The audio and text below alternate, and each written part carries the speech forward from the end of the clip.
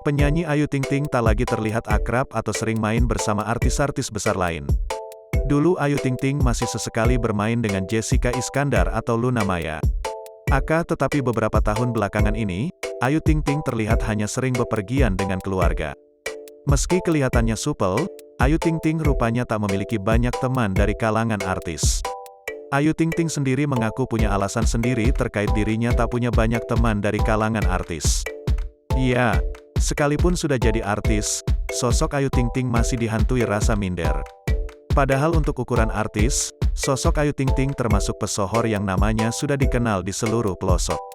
Meski begitu, Ayu Ting Ting tetap saja merasa tak bisa bergaul dengan rekan-rekan artis lainnya. Secara gamblang, Ayu Ting Ting menjawab ia lebih dekat dengan teman-teman semanya. Ayu Ting Ting mengaku tak masuk geng artis lantaran takut tak bisa berbaur. Pelantun lagu Sambalado ini khawatir dan minder selera tongkrongannya tak sama dengan para rekan artis.